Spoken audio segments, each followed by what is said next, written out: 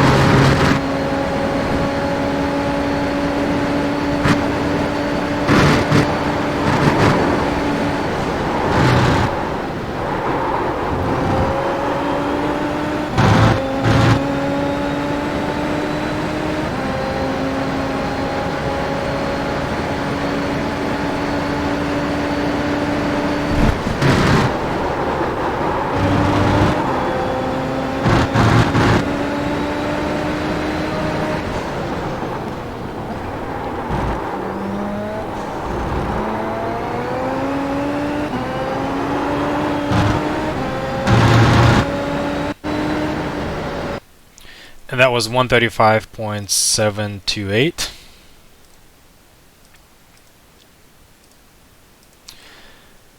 So as you get on this main straight, you'll be flat out and you'll probably track out all the way to the left side. Make sure your two right tires are staying on this black and white rumble strip. That's your track limit here. If you go off of it, you will get an off track.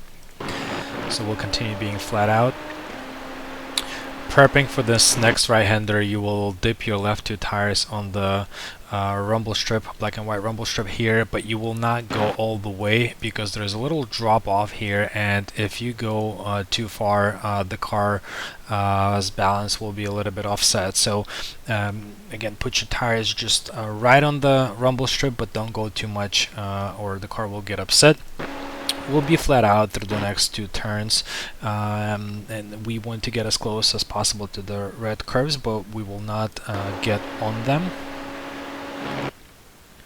And here I'm very close to the edge of the rumble strip, which is okay. You don't get a track limit here, but ensure you don't go too far out on the grass, or you could potentially lose the car. Approaching T3, you are braking at about 100-meter board.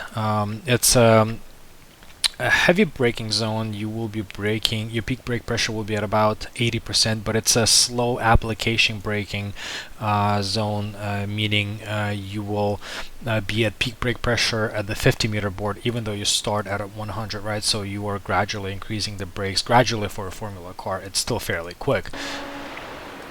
And we will not be going on this rumble strip on the left because we need to prep for this next right-hander, and the rumble strip starts in the braking zone already, so we will not have enough time to position our car the right way. So I get as close as possible to this rumble strip, but I don't get on it.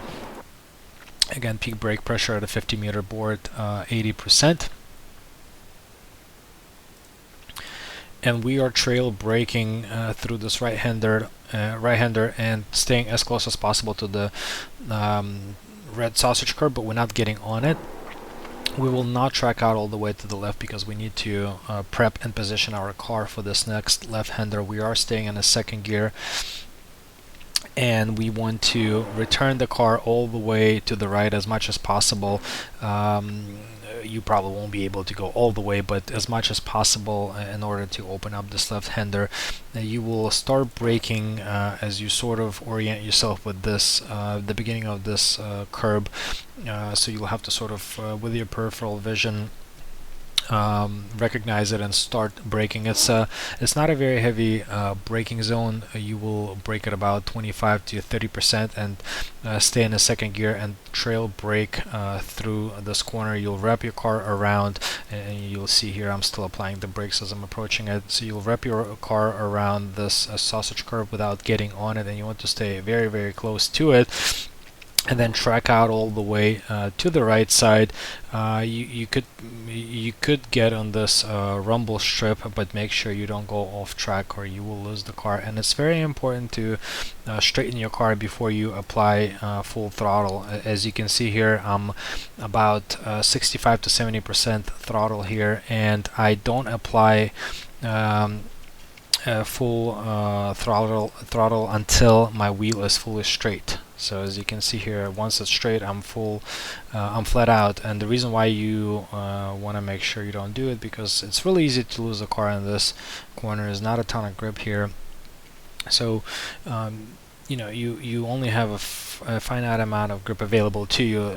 That's why as you're turning, you are you know, being very delicate with your inputs. So once your steering is done, that's when you're able to go flat out. We'll continue driving through the next left-hander flat out, track out to the right. And you don't really need to go on this green piece of tarmac. You can, but you're not really gaining a lot of time here.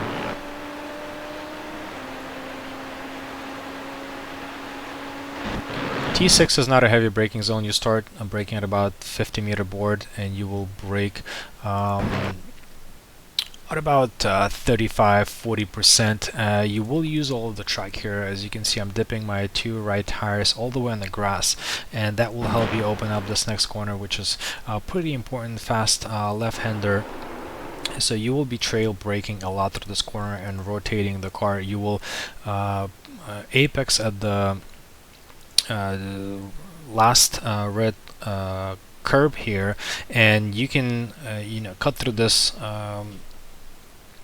black and white curb, and the track limit here is middle of your car cannot go over the edge of the green piece of tarmac and the black and white curb, right? So cutting through this corner or curb rather helps you open up your next corner. And I've gotten a little bit too close to the right. You want to stay as much to the left as possible here, right? So you want to move your car more to the left as you're prepping for this long right-hander, and we will double apex that corner.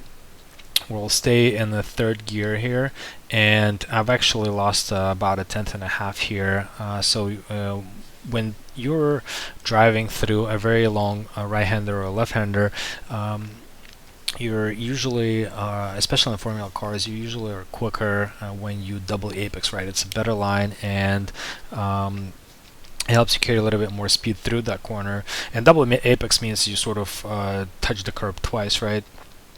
So I apex once here, and then the mistake that I made, I went a little bit too wide here. I should have stayed closer to the curb and apexed around here the second time, but unfortunately I wasn't able to do that. So I didn't really double apex, but that's what you should do, and you'll track out all the way to the left here, and be very delicate with your inputs here as well, as it's easy to lose your car here. So again, I'm not flat out for a while, and I'm straightening out my steering wheel, and once my wheel is straight, that's when I'm flat out. Again, this is not just applicable to Silverstone. You want to make sure you are not utilizing any grip with your steering wheel anymore, and that's when you are able to go heavy on the power.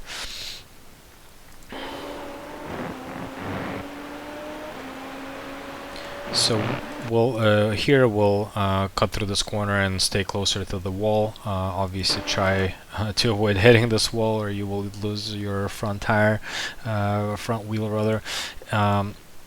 But this line is a little bit more favorable as a shorter distance to go through. So we're approaching T9, and this is an infamous corner that Hamilton and Verstappen had a moment a couple years back where they collided, and it was a pretty big deal in Formula One world. So in order to go quick through this corner, you want to open it up and use all of the track available to you and more. So you will dip your left two tires on the grass, and the track limit here is half of your car cannot go over the edge of this black and white curb and the grass, right? So I'm on the limit here. I did not get an off track, but it definitely helps you opening up the next fast right-hander and carry as much speed as possible. You can lose a lot of time here if you are not opening it up as much. You will not stay flat out here, but you will do a small lift and then get back on power pretty early. So I'm back on power as I'm passing this last red curb. If you are doing this turn with a little bit more fuel, maybe earlier in the stint, you may want to drop down into 5th gear for added rotation, and maybe even brake a tiny amount. The track limits here is ensuring your two right tires stay on this green and white curb. So as long as the two right tires are touching it, you should be okay.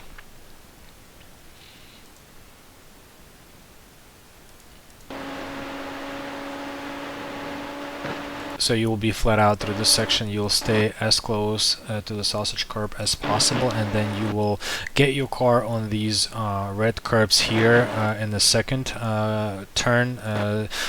The limit of the track limit here is middle of your car cannot go over the border between the green piece of tarmac and the black and white rumble strip.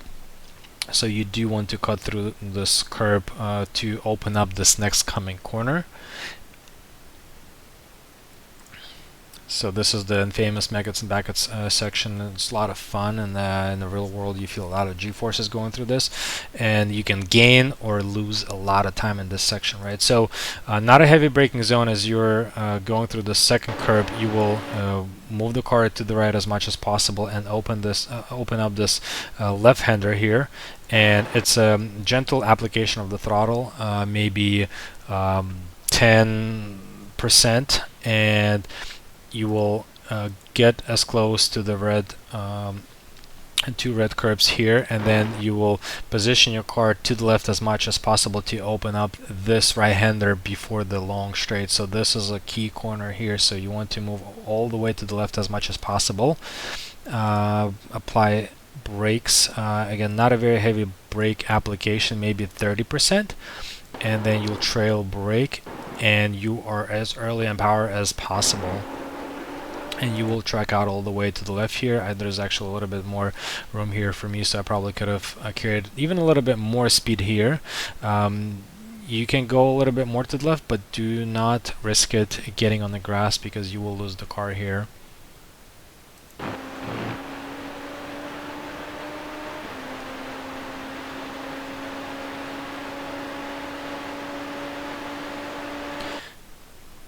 So this corner here, you want to position your car parallel to this curb. You will go all the way to the edge of the black and white curb, almost touching the grass, and you will brake at a 50-meter board. It's not a super heavy braking zone, maybe 20%, and you will drop down to fourth here, and then you will be back, and you'll shift up back up in the fifth right away for added rotation. So you will use all of the room available here to you to carry as much speed as possible. The track limit here is middle of your car, cannot go over the edge of black and white curb and the green piece of tarmac. It's really easy to get on off track, so be careful here. And shifting, dropping into fourth, shifting into fifth right away as you're turning will help you to additionally rotate your car.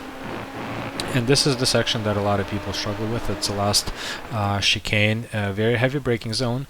So you will brake at a 100-meter board, and you will brake at about 85%. So again, heavy braking zone here. So a lot of people try and take it in the third, and I recommend dropping down to second and then upshifting to third. What that will help you do is rotate the car into this first left-hander, and then as you upshift, and actually it's an early shift into third, it will keep the RPMs low enough to where the car is not too upset, and you're able to get back on power fairly quickly, right? So you're accomplishing a couple of things here. You are rotating the car, then you're short shifting to third and keeping the RPMs a little bit lower, and still carrying a good amount of speed, right? So again, let's watch it in full speed. Heavy brake, fourth, third, second, rotate, third, upshift, carry speed, and we will exit out here as close as possible to the sausage curb without touching it, of course, and then on the left side, same thing, track out all the way without touching the sausage curb, and position the car, rotate the car so it goes as close to this sausage curb, and you have a wide arc to track out and exit here, as discussed previously, the track limit. But as you can see, I've made a little bit of a mistake, and I had to correct because I was about to hit the sausage curb and lose my car, so I had to adjust my steering, which probably cost me half a tenth here. So again, you want to make sure your line is perfect here, so you can carry as much speed as possible without having to risk losing the car. And I'll just play this last sequence one more time because it is fairly tricky.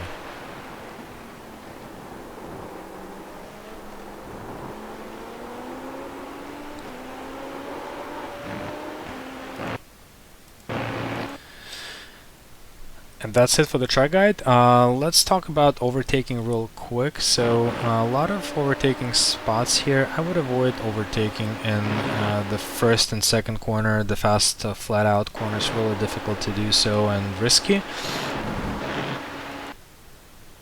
T3 is a great overtaking spot, both on the inside and outside. You can, if you're on the outside, you can brake a lot later and carry a little bit more speed, and then you will end up on the inside. If you are on the inside, you want to make sure you are coming out ahead here and shifting your car to the left so you cover the inside here. In T4, you do not want to race side by side on the outside. That's not a favorable race line for you.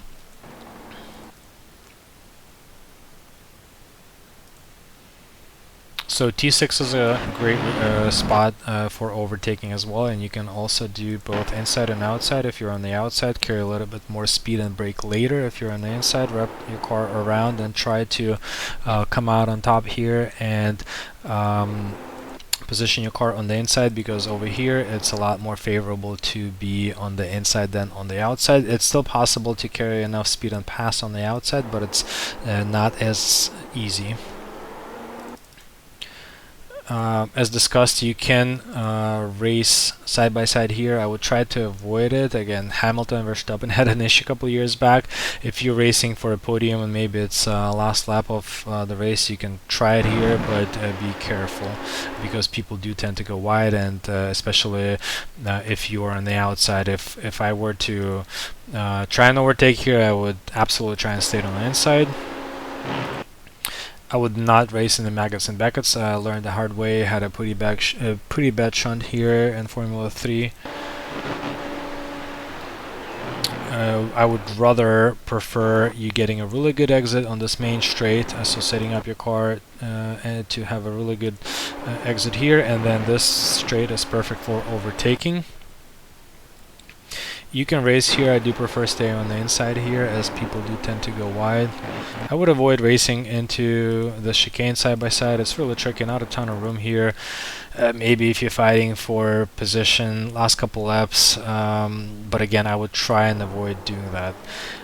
And that's it for this week's track guide. I will link a Discord channel that I just created. If you have any additional questions and comments, feel free to join. Little sort of promotional thing. If you do join the Discord channel, first 15 people, I will analyze your laps and give you some advice and take some notes on what you can improve in your driving. So sort of like a little coaching opportunity for free. So first 15 people that join the Discord channel that I link in the description will get a little bit of free coaching from me. So I hope this track guide was helpful. Please share if it was, and leave comments, and I will see you next week. Thanks.